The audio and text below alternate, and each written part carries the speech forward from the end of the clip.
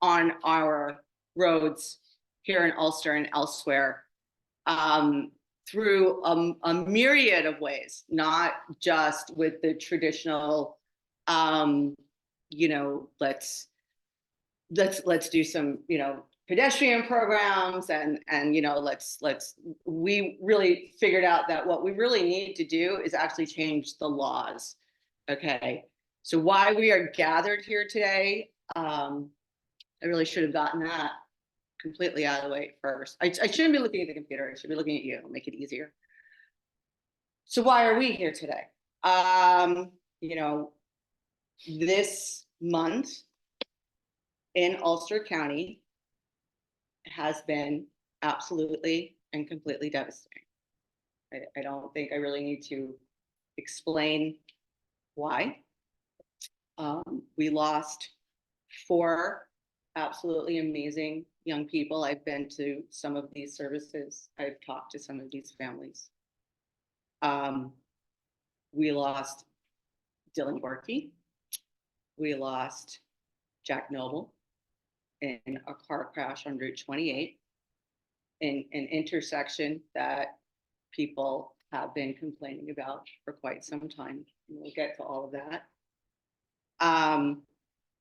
We lost Starlee Swanyang in Saugerties to a hit and run driver as she was walking home from an event. She was home only for one day. She went to purchase. She was going to purchase. She came home to visit family and went to a local event.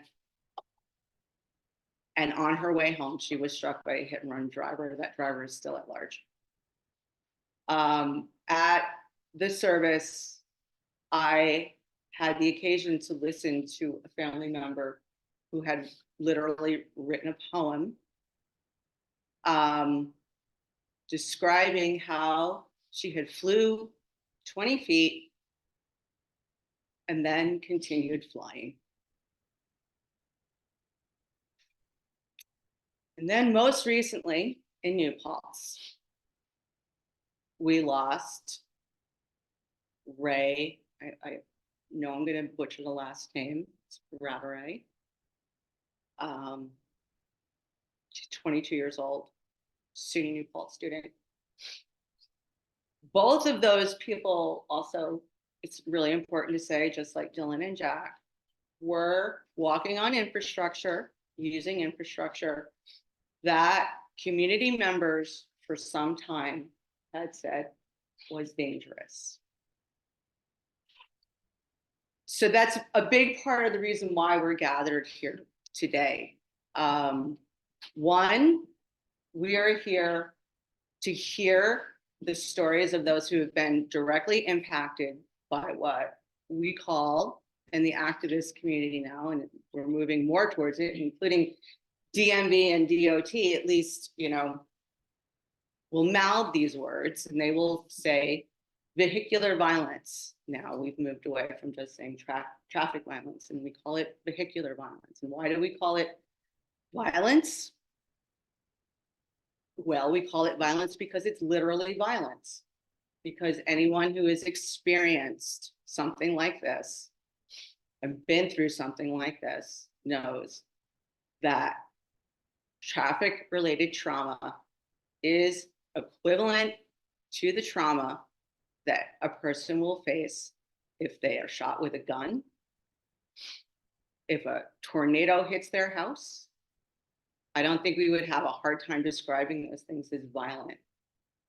But when a person is struck by a large piece of machinery, sometimes at a very high rate of speed, they most often literally have no chance for survival.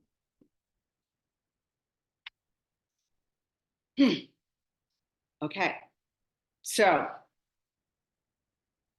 we are here first and foremost to hear from people who have been affected directly by this, because the tendency, and I've even heard people say this, you go past the spot where one of these horrible, horrible things have happened. And the spot will be cleaned up in about an hour so that the cars can continue going through.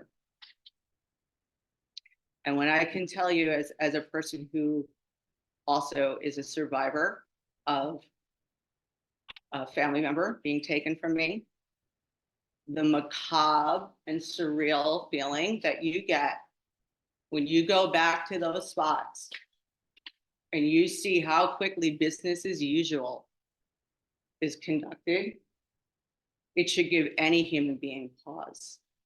It really should. We shouldn't be moving on so fast. So that's Safe Pass Ulster. That's part of why we're gathered here tonight. We're going to be hearing from a few people. But I am first going to start off and tell everybody a little bit about my story of what drove me to become an activist through my personal experience. And then I'm going to invite anybody else who may want to come and sit and talk about their personal experience with traffic violence. And I invite people who are also online, if you would like to put into the chat right now, I would like to speak, please do that. And we will make sure that we save some space for you.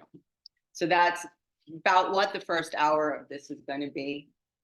And then after that, the second hour, we're going to invite some policy people and advocates from New York City to share some resources that they have and also share some of the legislative actions that are going forward right now to try to make our roads safer.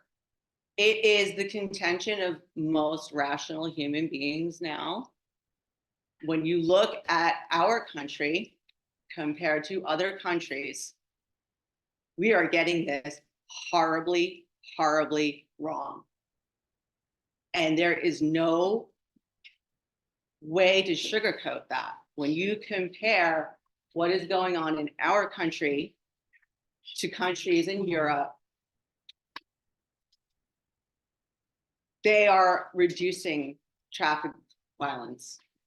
And our rates of traffic violence, particularly for people outside of their vehicles, are breaking the worst kinds of records you can imagine. Once again, this year, highest death rate for pedestrians in the United States. Every year, it's getting higher. There's a lot of reasons for it. We'll talk, I'm sure, more about that. But what we're here to do is to try to figure out how to stop it. That's what we're here to do. And it can be done. Make no mistake, it absolutely can be done. Okay, so I, a few years back, started a job, about 8 years, 9 years back now, with SUNY Ulster as a traffic safety educator. I got a grant through the Governor's Traffic Safety Committee. And for many years, I very proudly served the county doing traffic safety education programs and doing my best to promote safe travel for everybody, particularly people who were traveling outside of their cars, because those of us who were paying attention a long time ago were seeing that there was this really disturbing trend. And that trend was that even though people were getting safer inside their cars, they were outside of their cars getting hit more and more. Pedestrians and bicyclists were more and more getting hit. So I started to really try to cause, get some attention around those issues. I led rides with Bike Friendly Kingston, and I, worked with the YMCA teaching kids how to travel safely on our roads. It was a great job. But on July 20th, 2021, my partner of 7 years, the person who actually inspired me to learn more about traffic safety, was hit while he was riding his bike on Washington Avenue.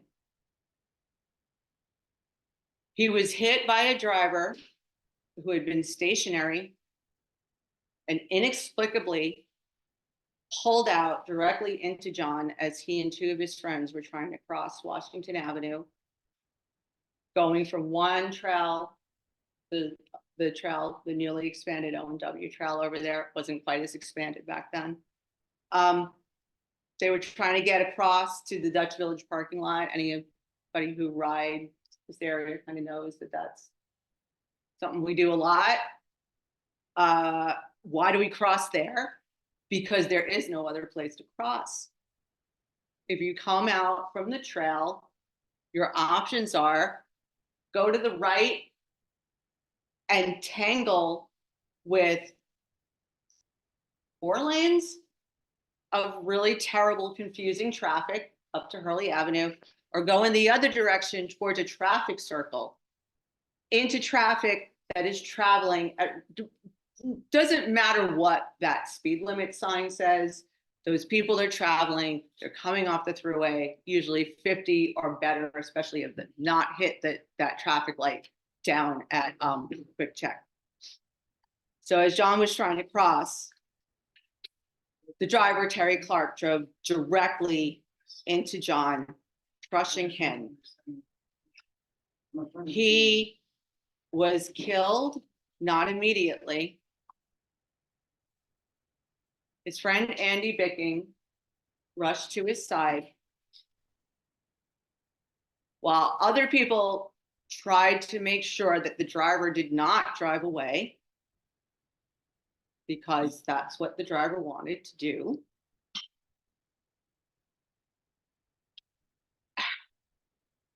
And Andy held John's hand and reassured him that I was coming. Well, he bled to death on Washington Avenue.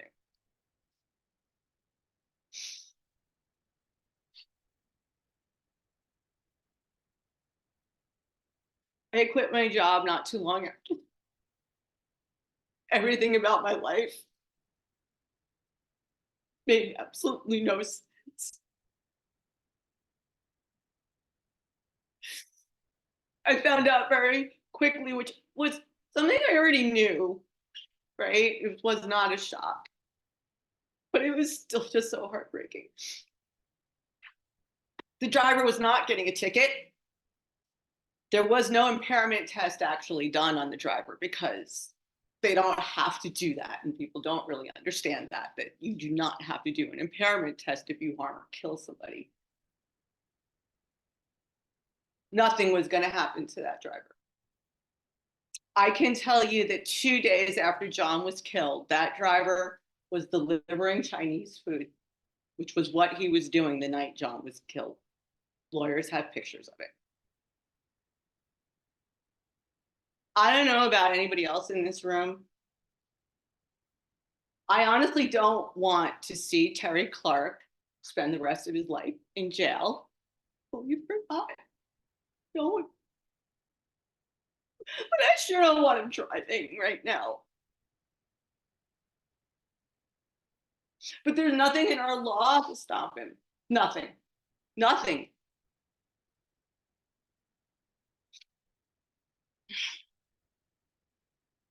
So that's why I fight, because it's the only thing I have left.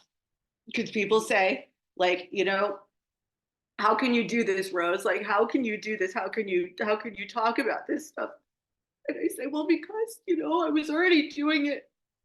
I was doing it when he died. And if I was an artist, I would have painted a million pictures.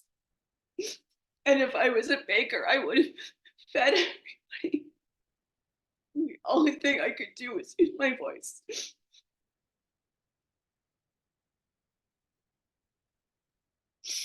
So that's why I'm here.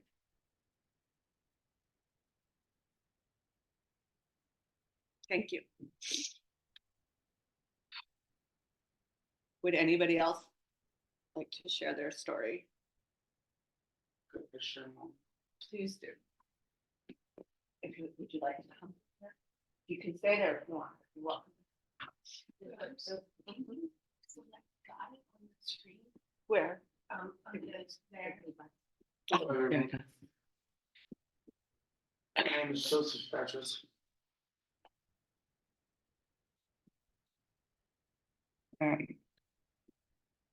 Well, we're not an NA or AA, but I'm an alcoholic. And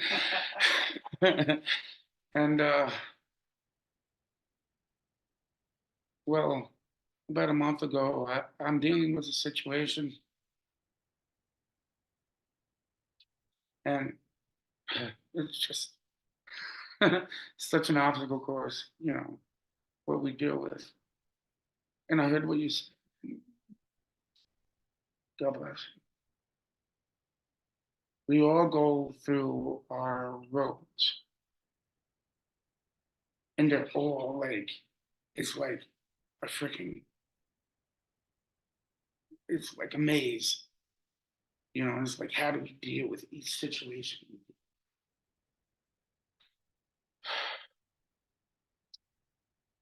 So I come from Ulster Park, in between Hussey Hill and Rose Lane.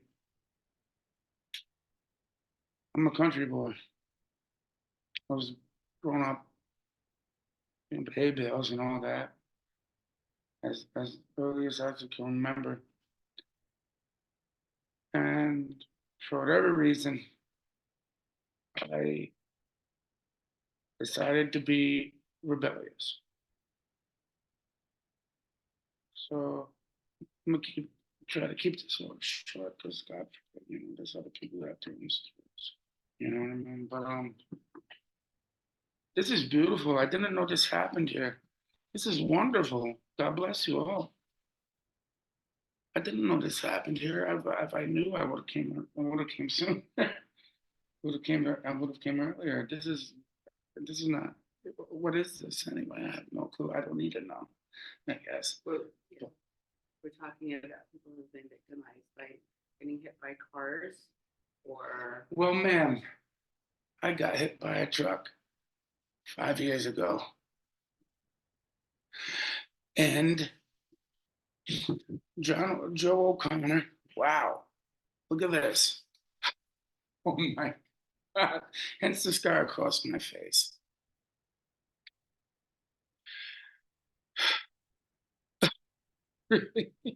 That's exactly what this is about. Well, I have a tale to tell you. Down on Delaware Avenue, right next to Stewart's. I was walking from my friend Dale's. We were having a get together, and Dale is now passed, rest in peace. Big black guy, probably about 6'4", 6'3", 6'4". Used to be a roller skater around here. Everybody knew him. God bless him. He hemmed the guy up. He caught him trying to sneak around the corner, trying to see what the guy did. I got hit so hard. I landed in my friend's porch. It was actually my own friend's porch. I had to pull a piece of wood out of my head. And I went crazy. When I came to, the police, the paramedics, and the fire department was there. I had to pull a piece of wood out of my head. And I said, excuse my language, where the fuck is he? I started going nuts because I was just angry. Why did this person want to kill me so bad?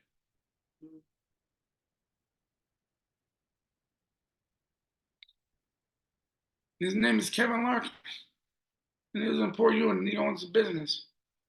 And I only got 50 grand out of it. And my lawyer, when I was down in Roanoke, Virginia, doing things I wasn't supposed to do, another long story. I'm not going to hold it up, but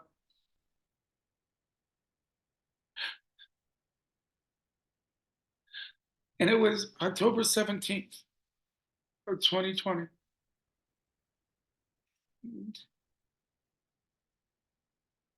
I thought, I wasn't going to be ever handsome again. I just did this to myself the other night. So don't worry about it. I did this to myself. I fell and I broke my own face. An idiot. This was my face on the scar with this.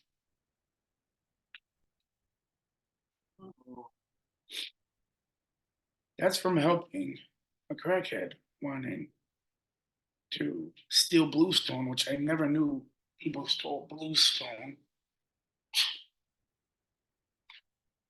People use people, you know what? That's why Pastor Frank says I'm blessed. You know, we have a lot of people. Appreciate that you're sharing yours. We really Hey, do. thank you all. Thank you very much. Thank you very much for your time. Thank you all. And I hope everybody has a blessed night. Thank you for your time. And because I kind of needed to get off my chest a little bit. But I heard your story, man. And I hope I can be of assistance. It was awesome to hear your story. Everybody out there. You too, thank you. I'm gonna get some other stories. Is there anybody online? Oh, is there anyone online who's, I'm sorry, I'm not manning this very well. Is there anyone in the chat room? Yes, there are 3 people in the chat rooms. Let's see. No, nobody who is saying that they want to speak just yet. So,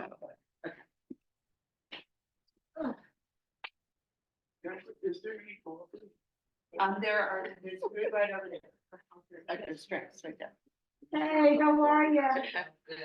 Hi, my name is Ann. I've been living here in Kingston since 2001. 2001. Not too long ago, it was around about 2014, 2015. I didn't have a vehicle and I used to take the bus. I lived in Port Ewan. So I used to walk up from where I lived, and you know, that convenience store right there on Main Street, the bus was across the street. So it was snowing this morning. I'm on my way to work and I look, there was nothing coming that way. I don't know whether that's north or south. That's south. There's nothing coming south. So I went to cross the street, but then all these cars are coming that's going north. And I'm standing there in the middle of the street. No one would let me go. People are just zooming in front of me, zooming in back of me. And I'm like waiting for the longest time. And so then I turn this way and I see this van coming. And I was like, okay, van, it's by the Dollar General. I said, okay, van coming this way. I turn this way and I'm looking this way, still can't cross the street because cars won't let me go. So then I turn back again, van's getting closer. I turn back this way, and the next thing I know, I was on my back. And so the first thing I thought about is, oh my God, all these cars are gonna hit me. So I turned around on my stomach and I covered up my head. And the woman who hit me, she only hit me with her mirror.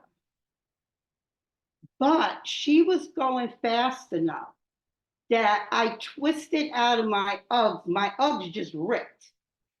Those are shearling boots. They just ripped. I still got the pocketbook. My pocketbook's all messed up. And the woman was visibly upset, of course. She stopped then. You know, now she stopped. Thank God she didn't hit and run, but she stopped. And all I can hear her saying over and over again was, I didn't see her, I didn't see her. And I'm like, how could you not see me when I saw you? I saw a big burgundy van coming. It was snowing. I had on a black jacket. It's about 7 o'clock in the morning. It wasn't that overcast. I saw her. She claimed she didn't see me.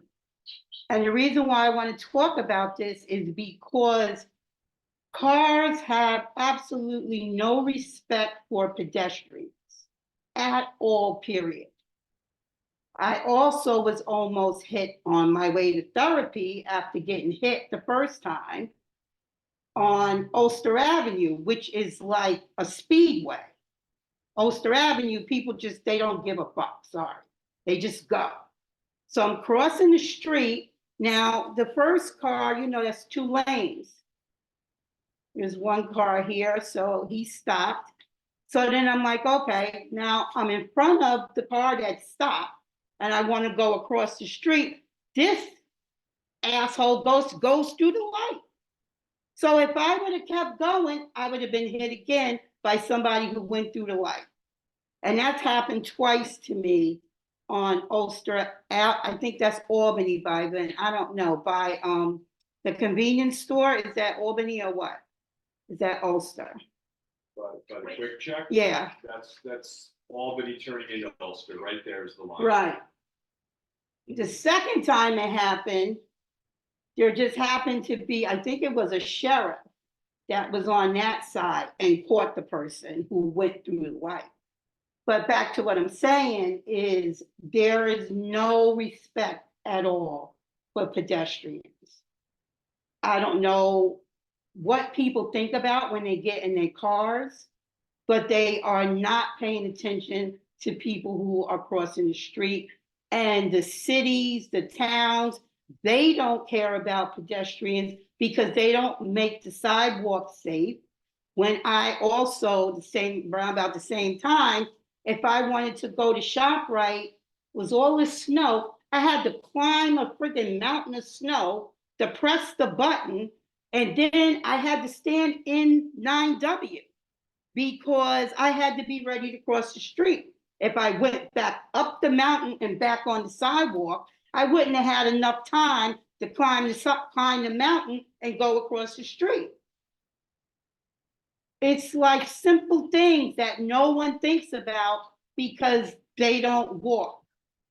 And I don't know, you know, hopefully with this safe pass, we will start, you know, recognizing pedestrians, people on bikes, and make this a lot safer because it's not safe right now for pedestrians or people on bikes. And you know, one thing I want to say is, you know, I have this thing in my head. I was like, if I had metal spikes sticking out of my body, like 3-4 feet, steel spikes, nobody would bother me. I'd be able to cross any street. But the cars know there's not, what's gonna happen? There's no danger. You know, it's like, well, I hope they get out the way, or maybe they're not paying attention or whatever. But, you know, thank you very much, Rose. And, you know, if you need any support, I hope people are signing up for getting further emails about a group. So you having some, because I know you had something going on. We'll talk about it. We're going to talk about it. All right, thank you very much. Thank you. Yeah. Thank you. Is there anyone else? Is there anyone else who would like to share? And the word was not put in the chat, Of somebody is, you might not, they didn't say they want to speak, I don't know if they want to speak, but they okay. wrote something. Are you- Oh, maybe they want you to read Oh, it. no, they want me to read it? I can do it on, yeah. Please. Thank you. Hello, everybody. My name is Katrina. I've never been hit, thank God. But I've been affected by people who have been hit. I've been affected by people who have been killed by vehicle manslaughter.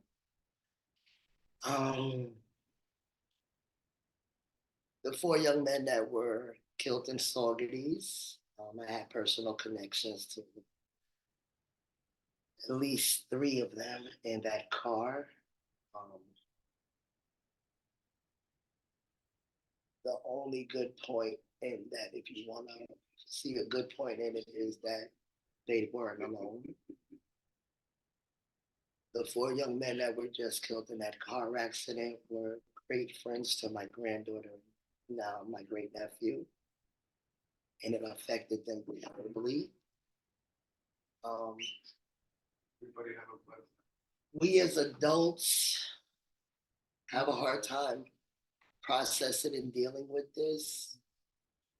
So it has to be 10 times harder for children and young adults.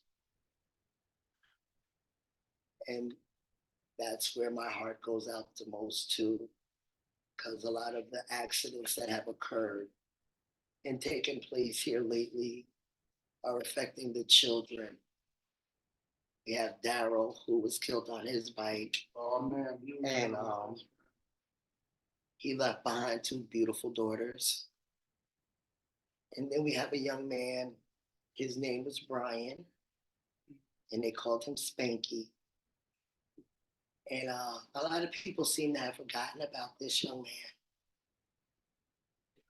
man. And it's kind of sad because he was a young man that unfortunately was homeless and was put out at Humble House. And the thing about being homeless at Humble House is transportation of lack of transportation. So he's homeless, but with a job, so he has to get back and forth to work. So he rides a bike. And one night on his way back to Humble House, he lost his life. And he left behind a family. So it's like something better has to be done. The other day, I'm going down North Wilbur, and as you make the little right, to make the little left, to decide if you want to go left or right on a Bill Street, that's a little space in itself. But now you made what do they call them? The floating parking spaces that they got out here. They put one of them there. So if you're not paying attention and you're coming around that curve, you're not going to know that there's cars parked there now. So what if somebody is getting out of their car in that dark little area? That's not a safe space to have cars parking. So we just got to do better. We have to take into consideration that people have a right to walk and feel safe. People have a right to ride their bikes and feel safe. And the saddest part about it is, and I think you can identify with it, Rose, is that Daryl rode his bike every day all over Kingston. Sure. Every day this man rode his bike all over Kingston, up one way, down another. But as soon as they changed the rules and regulations of the road, and he abided by the rules and the regulations of the road, he was murdered by a vehicle. So y'all take that into consideration. This man rode his bike up and down this community for decades. Decades. And then as soon as he followed the rules of the road for the bike laws and the floating parking spaces, he lost his life. Thank you, Trina. Thank you. One, just a follow-up to Daryl was, Daryl had come to a bike clinic a couple of months before he was hit at the YMCA. We would host bike clinics. Oh, sorry. We would host bike clinics. Thank you. Forget. And Daryl came to that clinic and I fitted him for a helmet, which he wore proudly. I just recently had an occasion to help out a little bit and get his bikes, kids, a couple of really nice bikes. They haven't ridden them yet. because they didn't get them the lights. Because dad told them that they couldn't ride without lights. And it breaks my heart sometimes when I see people describe Daryl as if he was reckless, as if he somehow brought this on himself. And time and time and time again, I'm going to say, people, we have to, at the very least, if you do nothing else, reframe the way you are talking about this. You are hurting people. When you say things like, for example, what just happened to Ray, right? You know, you pop onto the community page hoping that maybe you're going to see some support. And instead, what you literally see after someone has been, a crime has been committed, is people are saying, well, you know, those pedestrians, they're always wearing dark clothes. Well, you know, those pedestrians, you know, they just don't pay any attention. Shame work. Which is a terrible term. I can't stand it. We need to stop using it. But you know, even first of all, you don't know what happened. I'm sorry, you have no idea what happened, right? What clearly did happen to Ray, though, was a crime. Was absolutely 100% a crime. Crime. Okay, that was not the. We say don't say crash, don't say accident, say crash. But in this case, you can add right onto that crime. The person drove away, but people still will call it an accident. Will act as if this was somehow not a predictable thing when people are walking with no shoulders. It's not an accident. This is not an accident. We need to get that through our heads. It's not an accident. So, is anyone else interested in talking or sharing a bit? Who's been directly affected? Gabby, please do. Can you please sit here?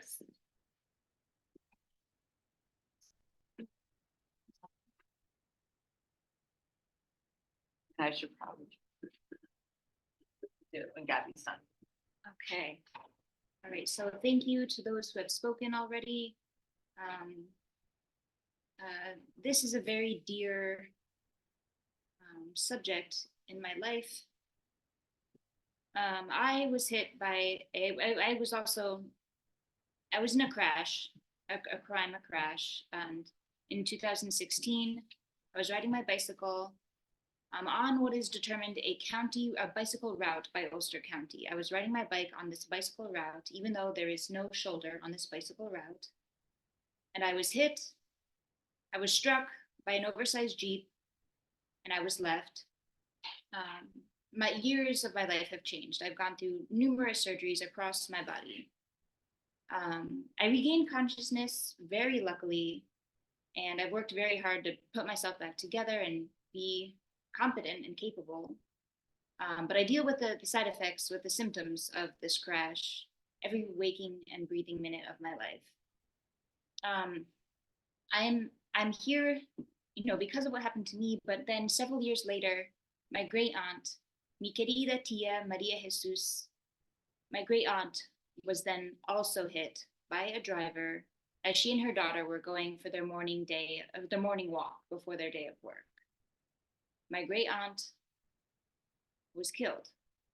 That was the first time that I returned to Westchester Hospital, when I reconnected with the people who had taken care of me, who helped me survive. But the first time I went back was to be there to hold my aunt's hand and pray that she would survive. Okay, so I say these things because listening to what you said, Rose, that there is an end. There are ways to stop these tragedies, to stop these crashes, these crimes, this pain that we all feel. What can we do? And also, I will say that I heard that there is, Ulster County, I think, that has a traffic safety board.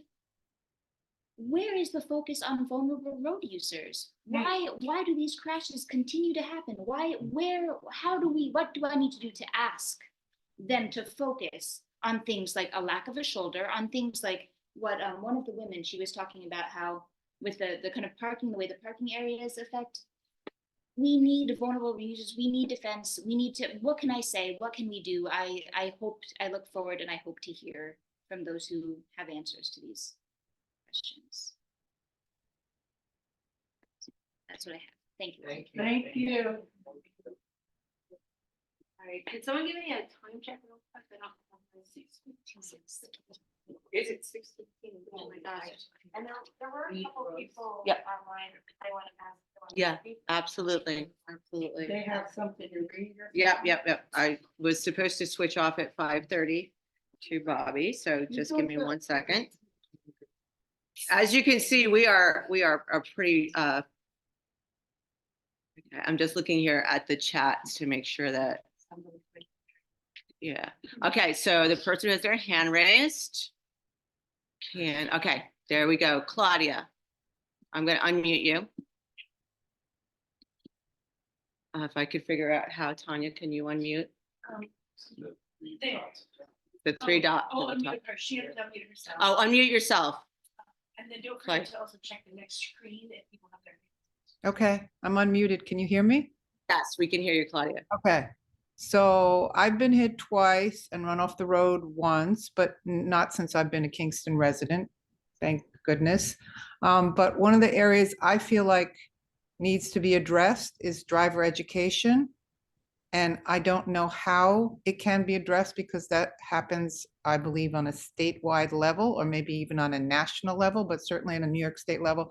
But I feel like driver education should incorporate how to share the road with cyclists and pedestrians, and whether that should happen during the road test, that seems optimal, but definitely during the written test, so that drivers are held accountable for understanding when they get into a vehicle, they're responsible for what they do with their vehicle, including how they drive it, who they share the road with, what they do when they see a pedestrian, how they have to be alerted every moment to pedestrians and cyclists. So the onus becomes on the driver who's given a license that they can only receive a license if they fulfill the portion of the education and the driver's test that demonstrates their capacity to drive appropriately in the road when there are other human beings who are not in cars.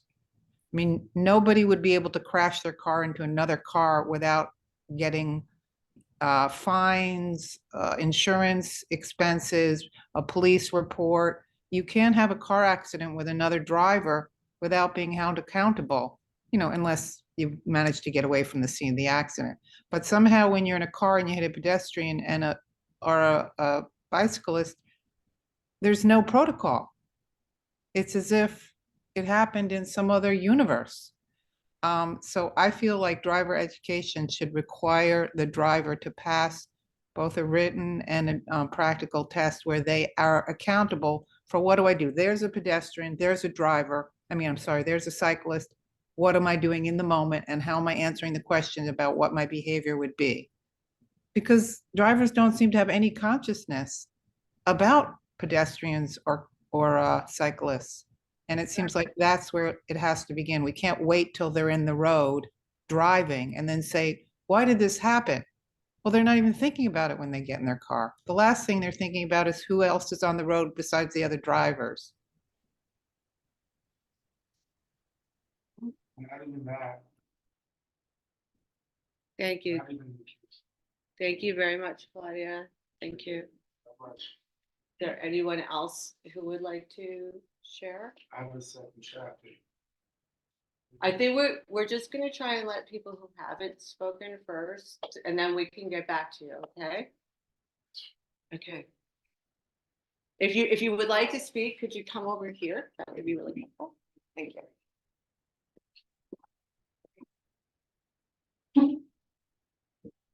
Hi, my name's Teddy. I'm the Director of Community Affairs for Assemblymember Sarah Ulster. I just wanted to thank all the organizers for putting this together and for everybody for being here. So I'm just here to read this statement by the Assembly. Can you speak up? Oh, yes, absolutely. So, our roads aren't designed with consideration for safety, especially for pedestrians and cyclists. and this is the fourth death by a motor vehicle to happen in our assembly district just this month. All 4 victims were young people, 2 Kingston High School students, a 21-year-old woman in Saugerties, and now a 22-year-old in New Paltz. Our office is in an ongoing conversation with the state DOT and our local governments to identify ways in which our roads could be safer. For example, we were able to change a dangerous part of 9W in the town of Esopus to a no passing zone last year. And we're always on the lookout for grants municipalities can apply to fund projects that make roads safer or improve alternate modes of transportation. There are a number of municipalities currently applying for transportation alternatives program grants that we're supporting, but a bigger conversation that's currently missing in the state legislature is commitment to robust public transit statewide. A dependence on cars is taken as a given, but we need to change that as well because driving in general is a dangerous activity and we just expect everyone to do it every day. We need to offer affordable and practical alternatives. Thank you. Thank you. Thank you. Somebody here? Sure, please. And then after, we're gonna break off for a moment. We have Bobby from Safe Streets who's gonna give us a presentation. So thank you very much. Hi, everyone. I'm Chris Hewitt. I'm a Ulster County legislator in District 21. I wanted to agree with what Sasha was writing in the comments about how drivers get angry when you try to say something or even when something happens, people, the driver often gets angry. And I think it's partly because they're in a vehicle and they're amped up from being in a vehicle, and as pedestrians, we're down to earth more. And my wife asked me to stop arguing with people on Broadway because I have Tilda's Kitchen on the corner of O'Neill. And I often come out and I try to ask people to move out of the bike lanes, or if something's happening on the corner, I mention it. I've had about 5 fights just by saying, please move out of the bike lane. And so I think the education that Claudia just mentioned should be periodic and frequent, and that our signage, as far as wayfinding and signage on our streets, should be about driver education. Even the arrows in the traffic circles, it's not quite clear. I understand them because I love traffic circles, modern roundabouts, because they're less dangerous than head-on collision intersections. But I am passionate about pedestrian and bicycle safety and reversing our architecture that's built around the car. If you have any ideas for how we can improve things, Rose, of course, please come. I'd love to meet with you soon about some ideas. Come to me or your local representative at the county level, because we would love to make some shifts to transit and supporting pedestrians and bicycles. Thanks. Not for nothing, I just want to say you're passionate about everything that you do with this community. Like, you're amazing, and if you haven't been to Tilda's, go support Tilda's, because he's definitely one of a million that gives back to this community. All right. Sure, okay. Yes, yes, please do. Okay. Yeah, if you could. And then we'll switch over to Bobby for Matthew from, Instead of welcoming people to the Matthew? Chamber of Commerce, they need to give them some driving. you can go ahead and unmute yourself and speak. Hi, everyone. Thank you so much for having this. And my name is Matthew Mackey. I am a constituent services liaison for New York State Senator Michelle Hinchy, who represents the 41st Senate District and parts of Ulster, Dutchess, Columbia, and Greene counties. I just want to take a moment to acknowledge and thank everyone who has shared stories so far. As a social worker, I know that it can be re-traumatizing, and putting yourself back into that moment of vulnerability is something that should be acknowledged. And thank you so much for your courageousness and your bravery in sharing your stories. My email is in the chat, and I'm more than welcome to listen to everyone's solutions and see how we can prevent these types of tragedies from happening everywhere in the state, including our district. So thank you so much for having this. Thank you. Thank you very much. And please tell Senator Hinchy, thank you also. So Bobby, are you here? I feel like I'm doing a little bit of trying. Do I have another page? I do. That's right. Okay. But I don't see him yet, so he may not be here quite yet. So if anybody else would like to share something, does anyone have something that they would like to say? Just a quick, if you don't mind, I'll just say it. Mhm. Here. There were a few, we have a few topics that we're talking about, and a lot of people mentioned driver education, and a lot of people also mentioned street design, among other issues. And one education for the drivers, yeah. Oh yeah, you should actually, Tanya. Come on over. Oh, that's a good point. Thank you.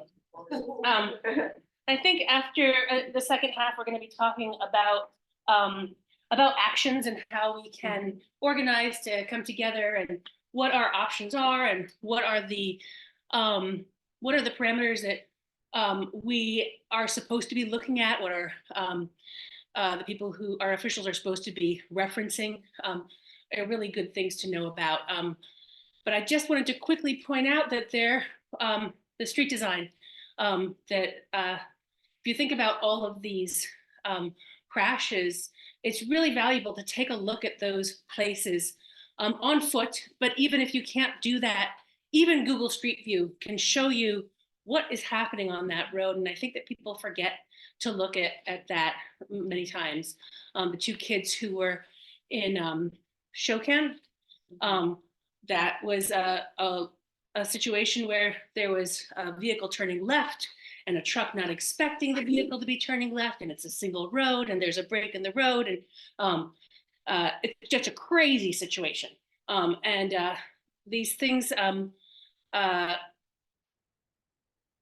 they're worth discussion, and they're worth really diving into and insisting that people dive into. And we've got really good guides that our officials are more and more looking into. So there's the corner on Greenkill Avenue, the bike lane that's buffered with cars. The thing is, and you mentioned the corner, if you think about that, there's nothing at the corner instructing the drivers that this is a change of situation. And I know where Daryl died, that was a very small stop sign, and we had a light for the vehicles. At that point, then they changed it, but the riders are going to look at the light because there's a little teeny stop sign on the right. We're all used to, as pedestrians and bicycle riders, just watching the vehicles lighting, because often there's no lighting for us, or there's bed buttons where you're not going to get the light unless you're willing to wait a whole nother cycle. So just this recognition of how both the drivers and the vulnerable road users are seeing the situation is a really, really important thing. So I think that's one thing that there's so many things that are valuable about hearing these stories, but it kind of is like, these things need to be talked about so that we can look again and again at them. So thanks everybody who spoke. Thank you. Thank you, Sonia. Two people like Sure. Saja and Ella, So let's, who, do you know who was first? and then also Bobby. I will, so Bobby, I think, has to He's jump in joined. first, because, He's yeah, joined, okay. so. All right, so Ella and Saja, we will get to you immediately after Bobby. Bobby is on a little bit of a time limit here, so he's on the other page, so yeah. Hey. Okay, so you're unmuted, Bobby, and I think I have to share the screen with you, correct? I can share the screen if you Okay. want. me to. Yeah, Yeah, please do. So why don't you take it from here? thank you, Rose.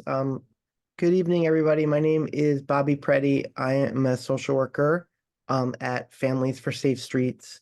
So sorry to have to be here. So sorry, on behalf of everyone, organization, myself, for the just horrendous, unthinkable start of the year that you guys have had with traffic violence. And we really want you guys to know that we're here for you in any way we can. And I will talk a little bit about who Family for Safe Streets is, what we do, and how we can be supportive. Oh, sorry, Rose, I actually can't share. Okay. Unless I think you might be able to make it so I can do that, but as a participant, I can't. Press share screen, right? No? Oh, someone who knows better than me is gonna do it. Okay, cool. We're working on it, Bobby. No, thank you. No, no rush, no rush. First of all, I want to pin him, right? So you Okay. can see him. Oh, hi, Bobby. Now we see you. And then, where is it? If you give you like participants, it'll say allow participants to share screen. I'm not seeing it. Come on over if you know where it is. Yeah. They You're moved like- it apparently, because it might, I don't know if you can do it while you're. It's not there. Oh, it might be the settings. I think you have to look at Rachel's screen. I think she's. Who's the host? Are you the host? Are you the host? I'm transferring it to you now. so Okay, she can- great. Yeah, that helped. All right. That helped. Here you go. Yeah, okay, good. You should have it now. Got it, Bobby? Not now. Hold on. Let me. You should now be able to share. It just still says host disabled participant screen sharing. Okay, one sec. Yeah. I got it. Here you go. Okay, try it now. Perfect. Okay. Got it. Yay. Wonderful. Great. Thank Hey, See what we learned? let me. Some of us, not all of us. Right. Okay, Bobby, you're All all right, set. I'm gonna share right now. Okay. Can you see that? Yes. All right, great. Let's see view. And you can see the slideshow? Yes. Okay, awesome. So, and I promise to be brief, and please, anyone who has any questions, just let me know as we go. I can't see the chat, but I can hear you. So Families for Safe Streets is an organization made up of people who have either lost a loved one to traffic violence, themselves been injured, or care for someone else who's been injured in a crash. It was founded just about 10 years ago in New York City, mostly by parents, also partners of people who had been killed, and has grown, and there's dozens of chapters around the country now. And the two main areas of work that Families for Safe Streets does is support. So being there for other people who have gone through or are going through the same thing. And we can talk a little bit more about specifics of what supports we offer in a few slides down the road. But essentially it's anything that people need, from one-on-one to group, in-person, virtual, etc. And then the other side of the work is advocacy. It's fighting to pass bills, to lobby, to make our streets safe, and focusing on design. I don't need to go into details of this slide, but I do think it's jarring and worth putting on the screen, just like the cost in numbers, just of human beings, and of money, because we put that in there because unfortunately some politicians need to see that in order to pass the bills, or some groups, that it does cost. Traffic violence does also cost a lot of money for our state, but that's really not what our members are concerned about. Really, it's those top bullets. The second leading cause of injury-related hospitalization, third leading cause of injury-related ER visits in general, and the leading cause of injury-related death in New York State. This is an enormous problem. It's an epidemic of our society, and we need to do something about it. And Families for Safe Streets very, very much advocates for what we call the safe systems approach. So it's focusing on changing, on systemic change, not focusing on individual behavior wherever we can. So we try not to, and data backs this up, right? Like where instead of maybe doing like a public service campaign to affect driver driver behavior, using that money to build better sidewalks or a protected bike lane, or any kind of bike lane that will prevent a future crash. This is a graphic that we love to share that just speaks to the need for and reason why we need lower speed limits. You can just see the likelihood of someone surviving a crash based on the speed that they're of the car that they're hit by.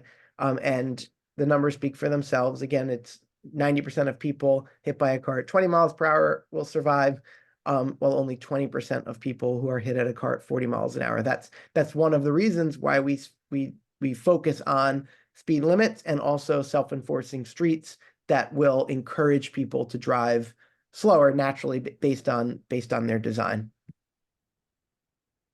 I won't spend too much time on this, just like an example of all the things I'm sure you guys have spoken about tonight, and focus on just like these are elements of a safe street, whether protected bike lane, bus lanes to take space away from cars, clear lane designation, etc. Another thing we focus on is just the size of vehicles. Plenty of data again that larger vehicles, and we know that our cars are getting way bigger, are way larger than they were a decade ago, 2 decades ago, certainly 3 decades ago. And the larger the car that someone is hit by, the higher odds that it's a serious injury or causes death. So right now we're fighting in Albany for the Safe Streets Act, which actually, so this slide is a little dated. It's now been renamed the Safe Streets Package. It's part of the whole coalition of New York Safe Streets Coalition that Families for Safe Streets is part of, that there are groups from over 100 groups from all over the state, literally every corner of the state. We were just in Albany. Some of you on this call, I know, were there last week, meeting with legislators and basically begging and demanding that we pass this package of bills to take steps toward safe streets in our state. I'll skip just for time to the stuff that we are really Okay. focusing I don't on. think you're really pressed. Don't rush. It's okay. Okay. But so some of the main bills that we're focusing on in this session as part of the Safe Streets Package, Sammy's Law, which does apply to New York City, which the state currently has made it so that you can the city of New York cannot lower the speed limit anywhere below 25 miles an hour. Sammy's Law would give that control back to New York City, so that New York City could lower it to 20. Again, going back to the graphic of a few slides ago, that's why that's a focus. And that would be, we know based on experience of Portland and other cities that have done that, life-saving bill would definitely save lives in the next X amount of years, just if we can get that through. And that's a bill that we're trying to get passed through the budget, which is passed in March in the state budget. Same goes for the Complete Streets Budget Act, asking the legislator to double the amount from 5 million to 10 million in the appropriation, so that money that the state would spend that towards safe streets projects, also something that we're trying to get into the budget rather than trying to pass as a standalone bill, which we will try to do if it doesn't get into the budget, but really a priority when we're speaking to legislators to see if we can get that taken care of in March. And then Complete Streets Maintenance, another key bill in the package that would make it so that municipalities, this would not apply to New York City, but all municipalities in the state outside of New York City, to consider and to fund, including complete street design features when they're doing projects on their street as part of maintenance. These are bills for to protect cyclists. So one is the Idaho Stop, it's called. So that would make it so that a cyclist could treat a stop sign, sorry, a street light, a red light, like a stop sign, as a yield, which again, there's data that shows that that's safer for cyclists if we can get that passed. And then also another one, a big one that would make it so that drivers need to provide at least a minimum of 3 feet when they pass a cyclist. And again, that does not apply to New York City, but everywhere outside.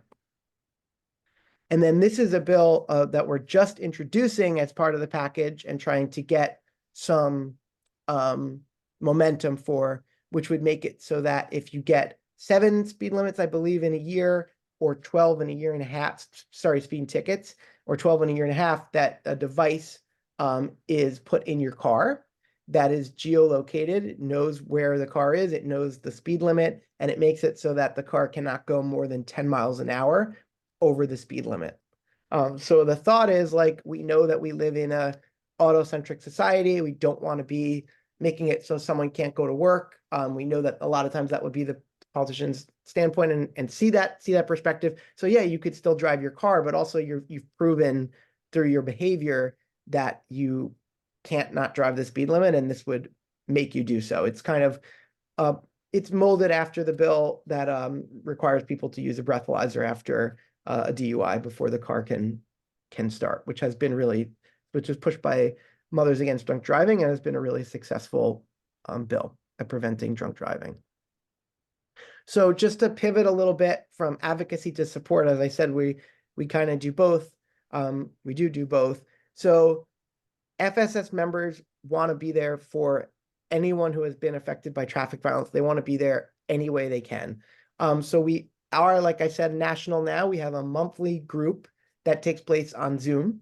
And you can see there a little bit of the calendar, like with some of the stuff coming up. For example, this Thursday, we have at 7 o'clock Eastern on Zoom, a show and tell where people can bring an item and that was their loved one's item, reminds them of their loved one, or just come and tell a story about their loved one and share and support other people and be supported. It's usually about an hour and 20 minutes. There's people that come from all over the country. It's always people that have never been there. There's people that come every month. We also have different chapters set up in-person events, and we have a peer mentoring program. So anyone who has lost someone or is seriously injured who wishes to be matched with someone who's going through the same experience, but maybe a little farther down the line, has a little more experience into that journey. For one conversation, it can be, sometimes people end up talking once a week, forever. Sometimes people talk once a month. Sometimes it's like they check in every year on the anniversary of their loved one's crash or on their birthday. Sometimes it's one conversation and it's done, but it's like you can speak with someone. It can be such a lonely experience to lose someone to traffic violence or to be injured in a crash. And you can speak to someone who knows at least a very close version of what you're going through. And then we also have logistical assistance that myself and our other social worker, Anna, can provide resources and referrals really wherever we can. And the story map, that's the last bullet there. So it's a new something that we're really getting off the ground. And it's a map online where you can click any location on the map in the whole world, any intersection, and tell the story of your crash, whether you were injured there or you lost someone there. And I think it's going to be really powerful for members to fill it out, and also a really powerful advocacy tool as we can show that to people and people can start to get a sense of the scale of the epidemic of traffic violence.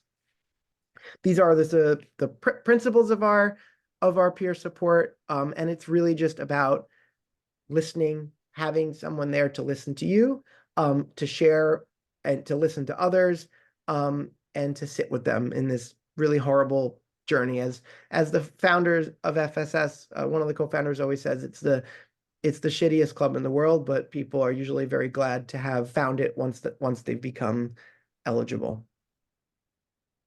That's just some information I can also make sure I share with Rose, my personal information, like anyone who's affected by traffic violence, anyone who knows someone who's been lost in a crash or has themselves been injured, like all they have to do is reach out and call, and we can facilitate that person being welcomed into this group. And just any questions, that was a lot of information. Sorry if I went too fast, but anything that came up that I can help clarify. Would you like to come? You can say it just. Less a question, I'm Yeah. a journalist, but Sure. less a question than than just something that should be clarified, is the Idaho stop thing also works if cyclists, you've been in a light that uses either a pressure sensor or object sensor, the light will never change. You could be there till the end of time and it will never change. It's awful. That's why stop and yield is there. If you're at a red light and you can't ever go because you're not a car. Yeah. This change in the law enables you to then go once you see it's clear. And that's one of the reasons for that law. I just thought that people should understand that. Thank you. Yeah. For Yeah, it's a really good point. I mean, so just to clarify also, what we're not talking about cyclists like kind of being able to just, you know, go through any light or any stop sign without consideration. What it means is that your perception of the road and your environment is different when you're a cyclist. It's really that simple. And it is very dangerous for a cyclist to wait in an intersection. It is probably the most dangerous place for a cyclist to be. So as long as the cyclist yields the right of way to the other traffic, if they have it, then they can proceed. It does not mean the cyclist has the right of way. I mean, I think that's a really important point. And then Phil wants to say something. Yeah, thanks. The proposal to allocate $10 million for complete streets, great, also seems like a very small amount of money. Just in Ulster County, you could have a bridge project that costs almost that amount of money. That's for the whole state. Is there other sources of money to make improvements for vulnerable road users in the state currently? Do you want me to take that on, Bobby, or do you want to? Yeah, please, Rose, you're the state policy expert. So there is one sliver of hope in my story, in John's story, in our story. Washington Avenue, where John was hit, the Ulster County Planning Department has announced that they are applying for what is called a Transportation Alternatives Grant. And a Transportation Alternatives Grant is a grant that is specifically supposed to be used. Unfortunately, often in the past, this money has gotten diverted and used in places it really shouldn't. But a Transportation Alternatives Grant is meant for exactly that, to provide infrastructure for places where that is going to enable people to walk and ride their bikes safely. So in the case of Washington Avenue, the reason they were able to make the case for the Transportation Alternatives Grant is, one, it actually abuts a trail, a very heavily used trail, and that trail's going to be expanded. Two, and for me, the most important thing, obviously, is someone died there. Someone was killed. Really important to always remember that in your grant applications. The morbid truth is important. It's important. How many people got hit there is really important. And the other reason why they can do this is that it was actually pointed out in the Kingston Bike and Head Master Plan, pedestrian master plan, that is an intersection of serious concern.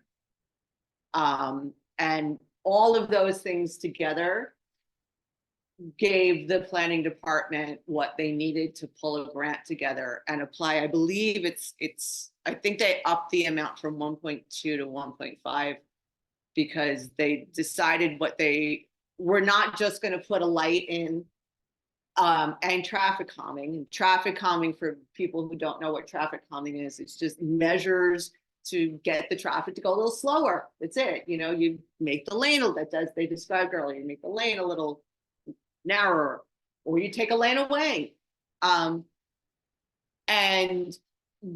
they were able to say that, you know, those things were really important because people are using that already. And that is another really important thing when you're applying, when you're trying to make your case for your grant, is to demonstrate that people are using this, regardless of what the signs say or any of that. You know, if people are using it, they're using it. That's human behavior. And your trails correct me if I'm wrong, Kevin, your trails often should be based on what the humans in the environment are already doing. So transportation alternative is an option. There is also, there's more complicated grants, you know, and I'm not a grant expert on that level, but there are definitely options out there, and you should not let your municipality get away with, we don't have the money, because they can do some work and possibly find it. I have a question. I don't know if it really relates to what was there, but it's about traffic. On Home Street, downtown, there's a stretch from Bill Street to the top of the hill. No stop sign. Mm. There's a lot of children in this area.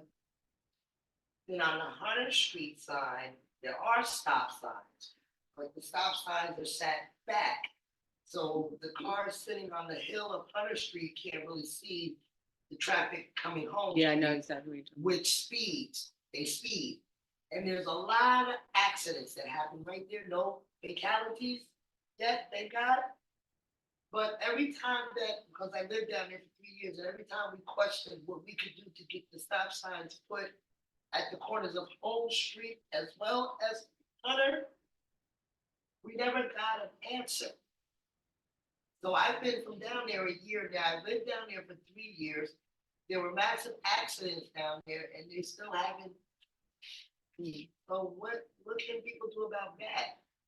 Bobby, what do you think? What can people do if nobody seems to be listening at all to the fact that there's crash after crash after crash on their corner?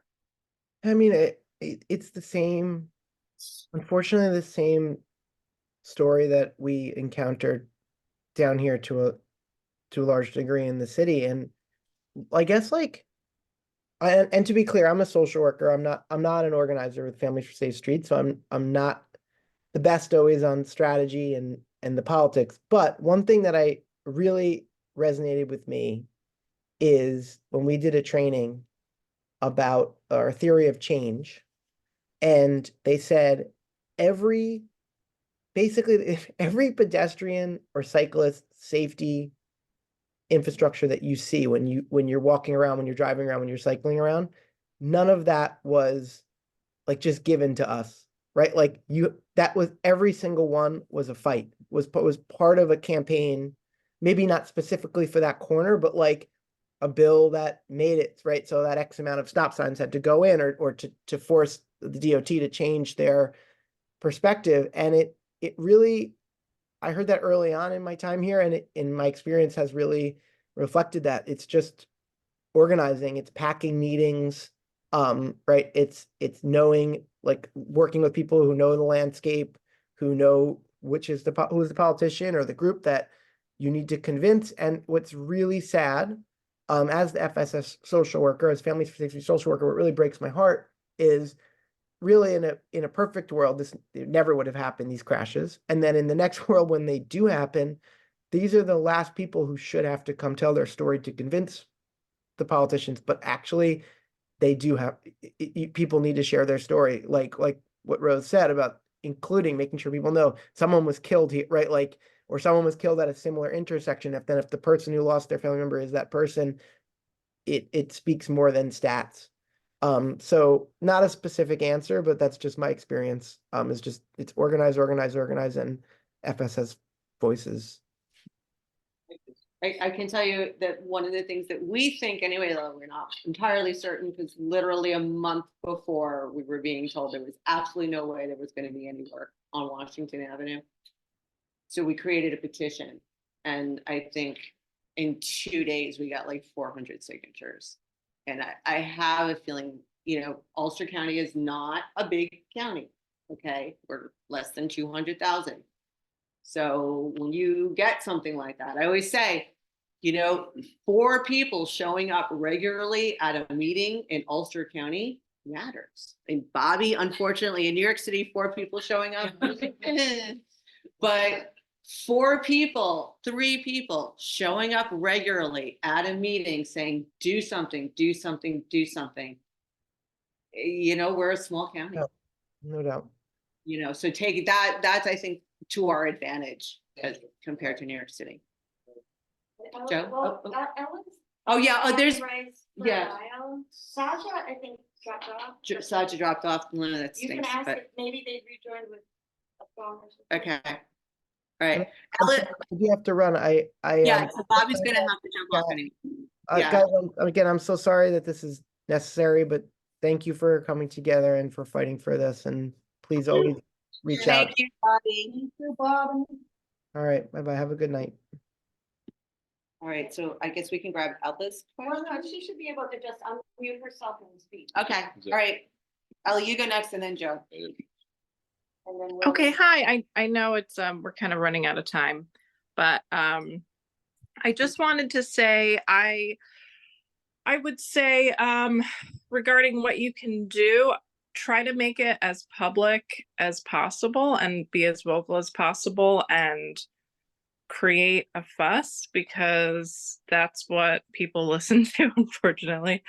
And definitely get involved with us, you know, who have been working on, you know, people who have already been working on this stuff, because we can work together. I mean, I think I see so many times people are like, oh, okay, my street, I want cars so on my street, I want cars so on my street.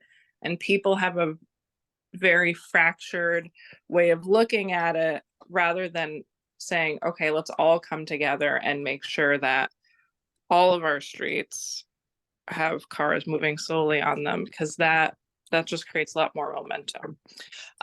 But I also wanted to say really quickly that when we're thinking about things we should do, I think it's really important to think about what is an evidence-based action. So like a lot of the things I've been seeing people talk about, like for example, handing out reflective vests. Not that there's anything wrong with that, but that's not really something that's been shown to in the long term be an effective way of, you know, in the short term, sure, it's a stopgap measure, but in the long term we need to change the design, because we need to basically idiot proof the design of the streets so that people, you know, even if they want to drive fast, it's more difficult for them to. So yeah, anyway, if anyone has any more questions about that, you can definitely ask me. I know we're short on time, so thank you. Great. Thank you so Thank much, you. Ella. Okay, good job. Just quickly, I know you're trying to talk about how to support an argument. I think one of the best things is to collect statistics. The roads you're talking about, Washington Avenue, Darrell was hit on Greenkill, Route 28, boys, 70 boys, two were killed. There are statistics that are available from DOT and crash statistics. Arm yourself with those before you go and make the arguments, and then stick those in the face of the politicians and whoever you're arguing before. I mean, there are locations that are just time and time again the sources of so much pain and so many injuries. And I think you really have an opportunity now. It's available. There's a horrible intersection in Orange County in Pine Bush that there was just on Christmas Day, there was a horrible accident. But yeah, and shortly after that, you look at the data, there were 2 police officers that had been injured in the same intersection. And they began a petition saying, hey, we've asked the state to fix this. We're the town of Crawford Police. And now this is the most horrific accident I've ever seen. There were 2 horribly brain injured persons in the car and 8 people injured total. But you're talking about Home Street. You get the data, send the data, and then put it in writing and certify it, whatever the municipality is, the city of Kingston, obviously Shandaken if it's 28, but also the state, and just keep peppering them with, hey, these are the numbers. This isn't a guess. It's going to happen again. It's just statistics. You plug in an algorithm. You could say how many people are going to be injured on Route 32 in New Paltz. We had a horrible accident on 208. There were just statistics that's just going to happen time and time again. Arm yourself with statistics and then go before people and say, hey, we need change. Yeah, thank you very Thank much, you. Joe. Very good. Okay, so I am going to go William next. So William, you can unmute yourself. Hi, you can hear me? Yes. All right, sorry. Hi, I'm William Murray. Thank you for organizing this discussion. I'm a village trustee in New Paltz. I'm also a volunteer firefighter in New Paltz. So I've seen quite a bit of what can happen when a car hits a pedestrian. We've had some horrible incidents over the last few years, including one very super horrible one where a pedestrian was hit by a truck and dragged several feet across the bridge over the Wallkill. The driver of that tractor trailer was unaware that somebody was hit and that pedestrian was dragged and killed. We've had accidents in crosswalks. We've had accidents just people walking down the street in New Paltz. The accident on 28, I'm very familiar with that intersection. I think the state is at deep fault there in their design of that particular intersection by not putting in a left-hand turn lane onto that other state road. I believe that's 212. They raised the height of the bridge several feet to accommodate rising water levels of the Esopus, and for them to be negligent in their design of that intersection is just abhorrent. But what I'd like to say and put forth to the group is, in my experience as a village trustee and working and discussing possible changes to anything related to transportation in the village of New Paltz, is we're low priority. And my opinion is, strictly an opinion, is that there's no real department within New York State Department of Transportation that focuses solely on bicyclists and pedestrians. And there should be a department within the DOT that has equal footing with any other department within that division, within that department. For example, we have what are known as coordinators, regional coordinators across the state. But something about being a coordinator may not be the same thing as someone who's a director of a department. So I think we need to push for not only laws and regulations and better enforcement, but a restructuring of that DOT that recognizes the increased usage of roadways by pedestrians and bicyclists. So I just want to throw that out there, and my condolences to everyone who has suffered a loss. And thanks again. Thank you so much. Thank you. 12 minutes. I don't think any of them are people. Yeah, let's see. Well, no message. Oh. Yeah. It looks like a lot of people are saying hello and introducing themselves, which we didn't do, and maybe we'll do that at the very end. So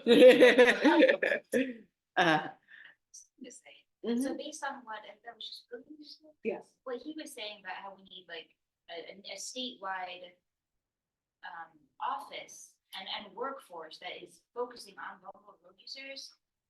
I hope that how can we start that in Ulster County? Yeah, I think that, so how do we start it with DOT? First, we've got to convince DOT to get it. And I can tell you that the battle with DOT, at least in upstate New York, is no joke. It's not gonna come around. So here's an It must start with DOT for the Ulster County. well, I mean, for DOT to have a separate division like that, you have to. So DOT will tell you that they are paying attention to that. But essentially asking, you're Yes. saying for the county to have it. Oh, the county to have it. Yes. As So as there's to begin at least. Chris maybe can answer that better than I me. just made a note, we're in the process of working with the executive branch of the Public Space Recreation Department. Proposed by the state, EDC and Park Services. So we always did put up. Made a note that the public spaces, usually it's called Parks and Rec. We added public spaces because what we learned during COVID and how much we developed public spaces. We want to have a real focus. So we still have additional public spaces.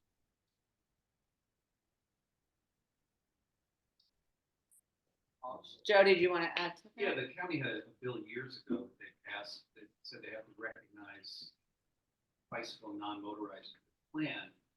And almost to a person, when you question something from the highway department about that plan, whether you enforce it or whether you follow it, all of them say not really, or it's just kind of hope.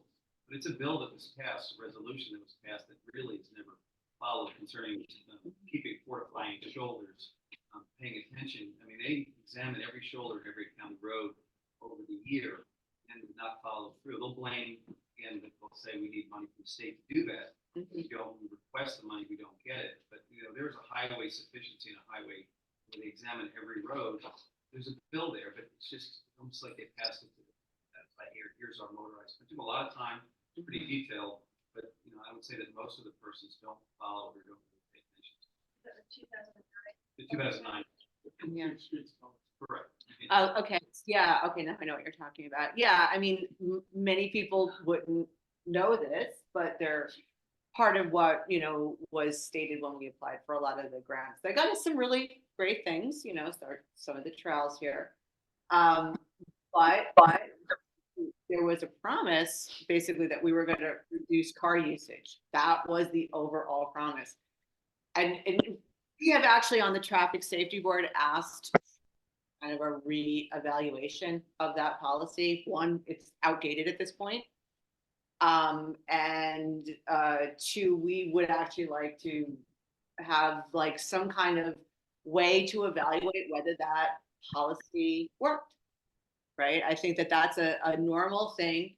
You know, when you've stated a policy, you want to go back and do a little evaluate what worked about it, what, you know, so I think that, you know, things like that, asking for, sometimes, Gabby, we have some of these things and just as Joe said, and, you know, and I've noticed this also, you know, it actually is in there. They're just not doing it, you know, and maybe it's sometimes time to make people do the things that they say they're going to do, right? It's one of those things where, again, those of us who have been affected by it, so it's up to us to write to them.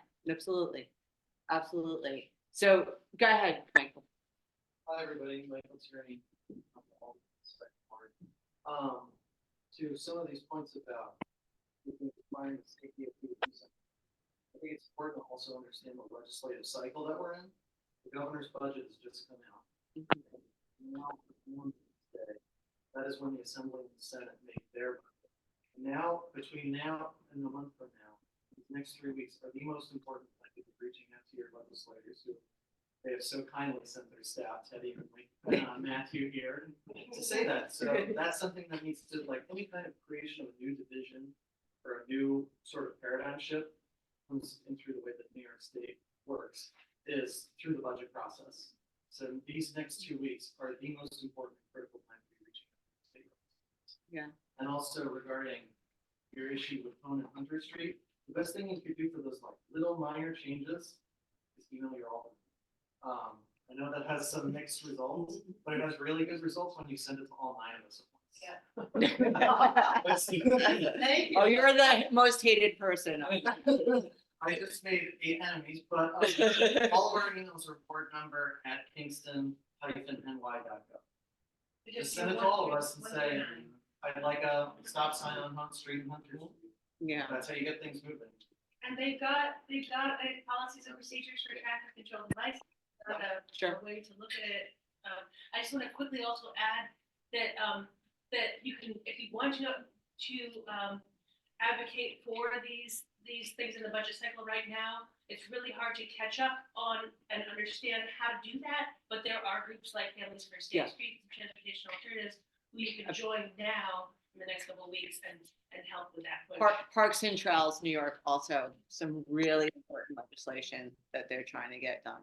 So that they're worth looking at. So I see that Kwame's got his hand up. Ella, do you still have your hand up or did you not take your hand down? I don't think she. I didn't take it down. Okay. The other thing is maybe just to remind people too, a lot of people put their contact information in the chat, or people here, if you didn't put your email down, but you want some of this information, follow up later, we can do that, right? We can send out. Yeah, in fact, a big part of this meeting is that it doesn't end here. So We're going to take everyone's email addresses. We do have a regular Safe Pass meeting that we have, but we're gonna definitely, we're gonna put the pressure on, and we have to. I just don't see any other way anymore. So Kwame, do you want to say something? You can speak. You still there? I don't think he's on mute. Is he? Is everyone on mute? I don't think so. Oh, sorry. Is that better? Can you hear me now? Oh, yeah, we can hear you now. Yeah, great. So I was just wondering if there had been any discussion around increased bus service as like a solution for these crashes, whether or not it's just like the deadly crash I know that happened in Socrates, but also thinking about trying to get the county to feel more invested outside of preventing like more random crashes, but that increased county bus service might decrease the number of DUIs on the road for folks who want to have a drink in Woodstock or have a drink in New Paltz at the very places that they hope are part of their economic development strategies. That if people have a way of getting home safely after recreating and spending their money in these various towns, if they live someplace else, that could motivate the county and maybe even the state to support transit systems more than the kind of emergency random moments, however tragic, of crashes. Very good. Does anyone want to say? Yeah. That's another reminder to, when you see something that occurs to you, like, your friends can't get grocery shopping done because the bus just doesn't run the right way. Oh, it's always good to, the elected officials are really the best ones rather than the department heads, I think. So I think that, and is Teddy still here?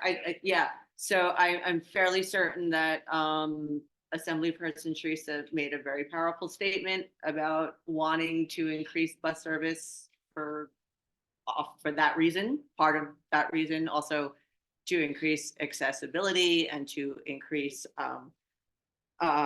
economic, opportunity for everybody in the county. But our bus system is rough right now. It's really rough, and unfortunately, like, again, it is really going to take us showing up and being like, we need buses. We need buses. I would love to start a campaign, make the buses cool again, because I'll tell you that I did jump on the bus. I do take the bus. It's got a bike rack on it. They're really, when you get them and they work, they're great. So I took one to Socrates, and it ran every hour, which was like reasonable, like crazy. And it was a really decent ride, and it's free. It's free. And it's former People don't know it's free, by the way. I mean, I have a friend. People do not know it's free. Yeah, it's unfortunate. Unfortunate, yeah. And even when they do know it's free, they're like, but it doesn't come when I need it to come. Like, you need a bus. Here's the thing about a bus, that they work in New York City because you can be relatively sure that just about any time of the day, you're going to be able to catch a bus. You may wait a little while, right? I remember waiting for the Q7 bus as a kid and going nuts because I had to wait an hour. I had no idea what life held for me in upstate New York. When basically, if you're bus dependent, you're not going anywhere on Sunday. Just deal with it. At all. You can go skiing now. Yeah. So yeah, I mean, I think, and as far as, Phil and I were just looking into that. Like, can you really correlate safety and bus use? And I think what we saw was, there's a lot of studies out there that say, like, first of all, you're safer in a bus.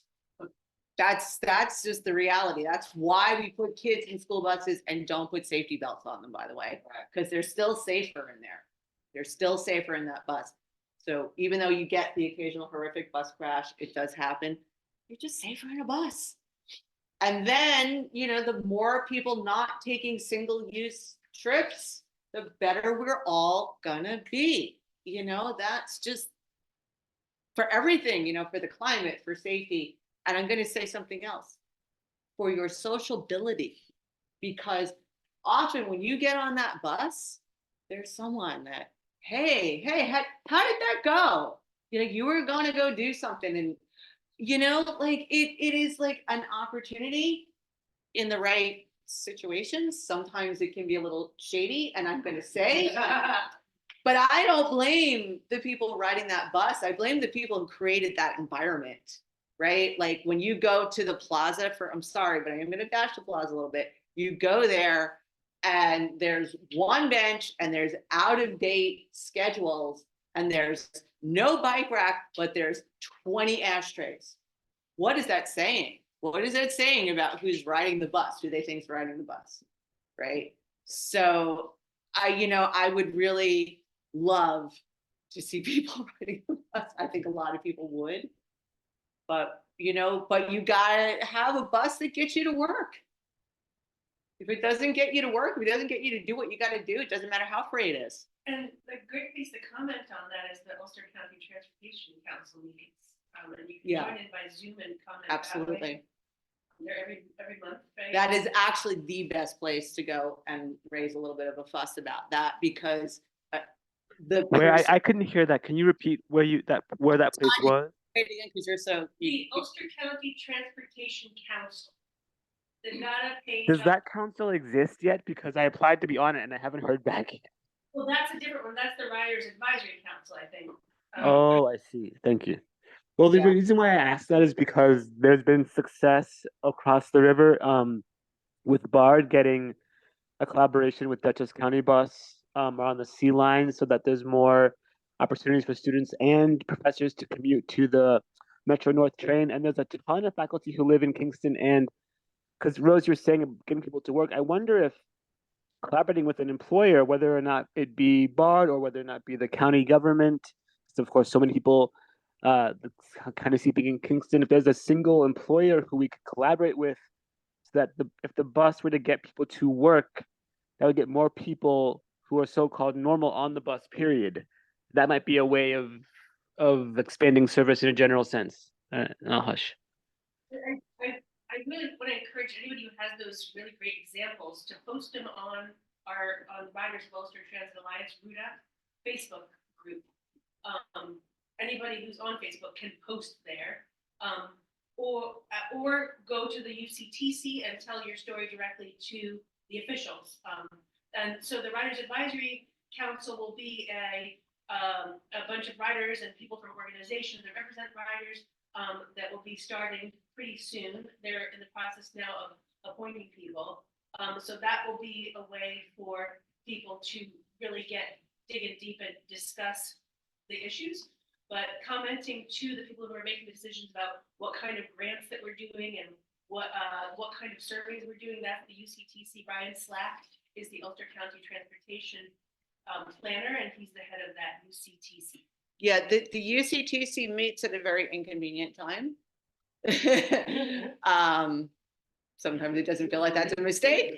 They meet in Rosendale, but they do have a Zoom option now. I believe they do. Yeah. I think so. You can make a comment over Zoom. Yeah, and they always do have public comment. Always. And they often reply. Yeah. That's part of a little bit of conversation. And that's like the group that they've got. There's lawmakers and there's people who are really like kind of movers and shakers who are in that group. And if they see 5 people showing up on a regular basis saying we want a bus, they're probably going to respond to it in some way. They're at least going to think they should start working. So I want to funny. I just was reading your post and I'm really sorry we didn't get to you. So I want you to speak. We're gonna jump over to you. So thank you so much, Funny. That's a really good point. Okay, so you can speak. Just unmute yourself. Hi, I'm Sasha. That's my email name is Funny. Yeah, the buses. I am able to have a flexible job and to take the bus during the winter months, or at least when my bike is in the shop, because I mostly bike to work and all over. But I usually work on a Sunday. And so if I work on a Sunday, that means I gotta walk the 2 miles. It would be, I know there's like a KPL, but that's another thing. Like, why the heck isn't there a Sunday bus? It's so lame. And then so now you're out there, even more vulnerable because you're walking. I don't mind the elements. Like I'm a gardener, so being outside is like not a problem. But it's like, hello, or if I wanted to go to church, I can't even, I have to blow that off because the congregation that I go to is on Sock Hill, and that's by no means fun to walk or ride a bike on. And I get it. What are we, like, rural? We're not urban enough like the city, so we have like a freaking sidewalk everywhere, and we're not, we're like country, so you can't have like spaces like that, but there should be, it should just be in general. And I in my posts, and you and I have been trying to meet up on the phone, and we just haven't connected. But I think in general, and I'm just going to say this to everybody, a, a pedestrian small wheel walk all the way down Broadway, whether we just guerrilla act it or get police, in service, just like the St. Patrick's Day parade, like anybody with a stroller or even grocery carts and, the little carts that people push, to do their laundry or whatever, just have us all fill in the street on Broadway. Like, look at us. Because I come from San Francisco, and I don't know, I think maybe the city does it too. I forget what they call it. It was like a mass, like the bikes, they had one day a month, and all the bicyclists would just take over. It's those kind of dynamic things that, like you could put a sign on a big sign on the bus or across, Albany Avenue. But when you like show numbers of people like that, like right in broad daylight, people gotta look. You gotta look at us. It's not like one person just, oh, that's, people don't really pay attention, one person walking on a sidewalk. But if you see all of us, even if it's just people walking their bike down the street, that's, I'd like to see that, because I just think it, and the other thing that I would love to see is that get UCAP more involved is, why isn't there just a one main parking spot like up at Hannaford's, and then everybody has to take a freaking bus, everybody has to start walking, you know what I mean, it used to be like when you walk around here, like downtown Kingston, and people are like, well, why is there a church like on every corner? It's because, like, that square living, what do you call that, you're in the town square. And now this ideal also that, everybody has to go to the mall, or we all, like, so I'm not any smarter or stupider than anybody. It's just I've decided to drive a car. Ride a bike, and walk and raise my family that way. And it's more affordable, and we're also saving the environment. So you should be honoring all of us. Anyway, that's my take on it. And I can verify that that is how Saja lives her life, definitely. And I always admire her very much for it. Thank you. So, I'm gonna reply go ahead. to that about one particular thing. First, just the three things. Definitely, we should definitely organize a big walk, bicycle thing. And we've got 3 groups. Safe Pass Ulster meets once a week on Thursdays, but every other week, Ride in Ulster Transit Alliance meets on Sundays, or the 2 times a month rather. And Bike Friendly Kingston meets once a month here on the what Monday? The Fourth Monday. fourth Monday of the month, so that's the in-person one, so, and the other two have Zooms, and are Mhm. looking to have in-person one. So we can start organizing that, that's something that keeps coming up too. Yeah. Take over the street and show that the people actually, what it could be, like, Review.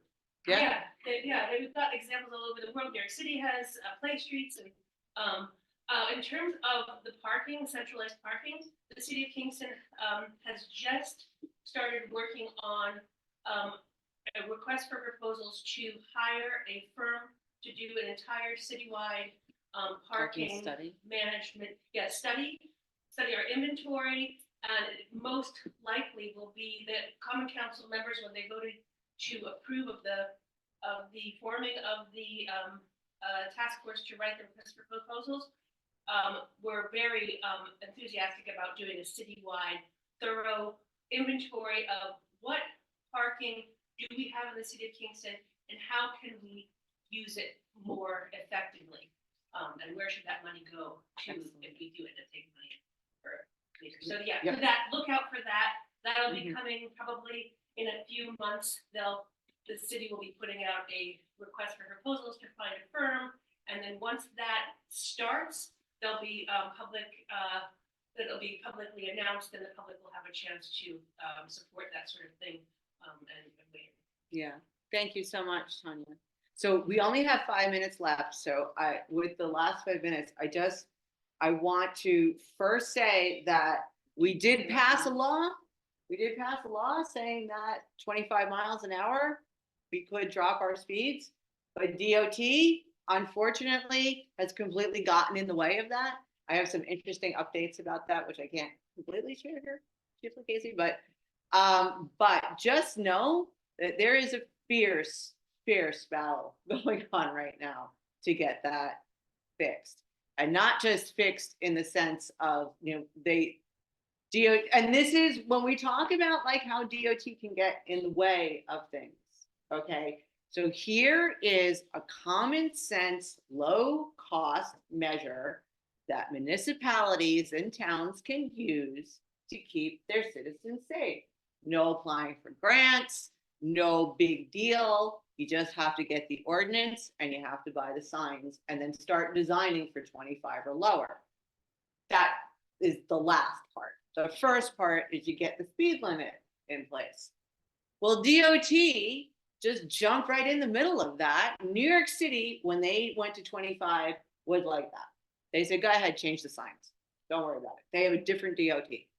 Our DOT jumped into the middle of that fight and put in some of the most obscure, bizarre, and restrictive language that could be attached to a law. The rest of the state DOT, right? All the Yeah, other yeah. regions. And that is why, so don't always blame your elected leader, okay? Because often they want to do it, and then something like this happens.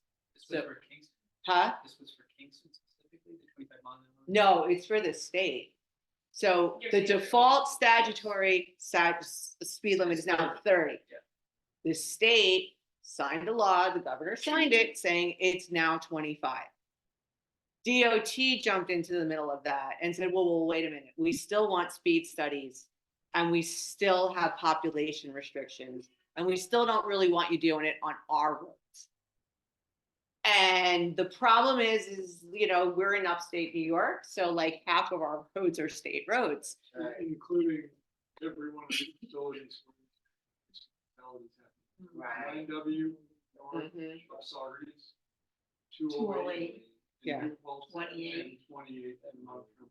So this shows you, and this is where you need the voices, right? You need people saying, no, I mean, we want it. It is so overwhelmingly popular, by the way, to reduce. You always have to, the way you frame your question is, do you want the speed reduced to 25 miles an hour? And people are like, oh, I don't know about that. But then you go, well, do you want it reduced on your street, on your main street? And everyone's, oh yeah, absolutely. They drive like maniacs there. So people want this. They want this. This is not, by the way, to change 55 mile an hour zones or even 45 mile an hour zones. This is for main streets where people are walking. Okay, And that's even streets that are not Yeah. owned by the DOT. Yeah. It's all local and state roads. so the takeaway, DOT is evil. Nothing. DOT is a problem, though. They definitely are a problem. So I want us, we do have, as Tanya said, we have a regular meeting going forward here. Every fourth Monday, we can meet in person, and we do meet actually every Thursday on Zoom to talk, just to get together and talk about. And we can share that, we'll share that with everybody in this email if you signed up. And, keep talking about this. Don't, what happens is we go, like, so when John was killed, there was, I think, 4 or 5 people, right, around the same time, in different places and different things, but they're clusters, right? These are, when you look at like health clusters, right? When you look at, I think you were saying this the other day, you look and you say, oh, there's a cancer cluster here. There must be a problem. Well, when you get these clusters of people dying, guess what? There must be a problem. Okay. Ulster is, we are really bad right now. We used to be not so bad, but we're really bad right now. And there's a couple of So- things. There's more people who are trying to use the roads outside of their cars. And then there's projects that have been very compromised, that I personally have a lot to say all the time about Broadway. We need to next address the corners on Broadway. Yeah. So we've got these sort of like, we're almost there with some places, and that actually puts people in more danger because it's a false sense of security. Okay. All right. Everyone's been here a long time. You've taken in a lot of information. Thank you very, very, very much.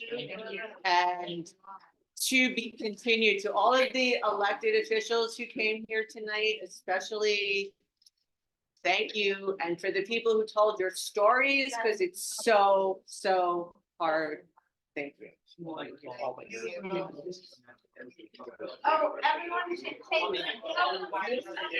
some food with you.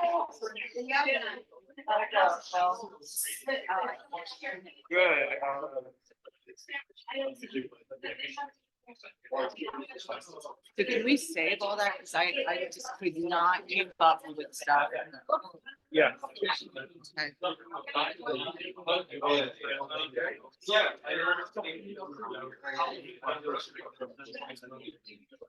Oh, yeah. Hey, Greg, how are you? Good to see you. You were in the city? Yeah. So you saved everything? Yeah, how do we turn off the screen? Tanya's computer. But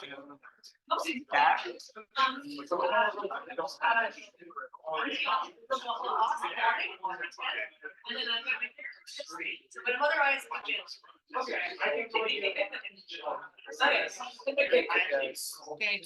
I'm still working on that memorializing.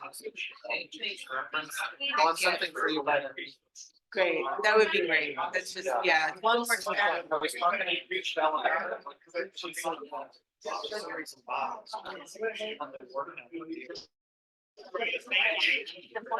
Thank you so much. I